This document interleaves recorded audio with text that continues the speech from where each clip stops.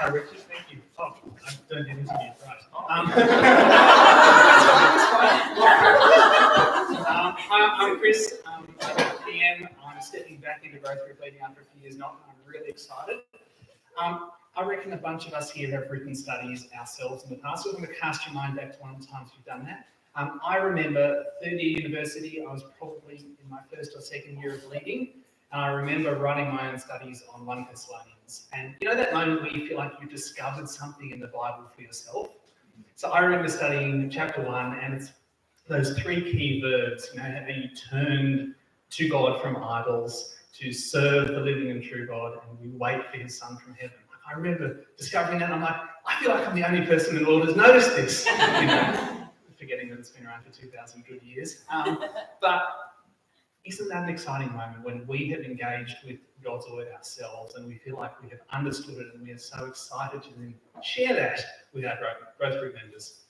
And so I want to flag, well, Richard asked me to, so I want to flag with you that term 3 is our opportunity, but I want to say it's our responsibility to be writing studies for our group members. I've got 4 simple reasons that you probably already know, but I just want to encourage you. So the first thing is that it models to our group and to ourselves that we don't need an expert or a priest to interpret the Bible for us. That we can just sit down and know God through his word. And so I think we want to be showing that to our growth group members. The second thing, and I hope I've shared that with this story, is that it deeply engages us as a leader with God's word. And isn't that such a blessing? Like, you know, maybe your quiet times are not going that well. Maybe it's hard to concentrate at church. Here's a whole term where you can just be engaged with a section of God's word and really get to know it and really bless yourself and your family through it. So I just think, you know, that's the blessing of maturity ministry. Let's not pass that up.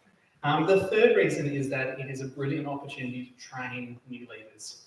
Now, if you're sitting here as a new leader and you've never written a study yourself, I still say go for it. But wouldn't it be nice if we were training our new leaders or potential leaders in our groups in how to do this? So if we could just grab someone and say, hey, we're going to be looking at Colossians, whatever it is, why don't you sit alongside me and let's write a study together?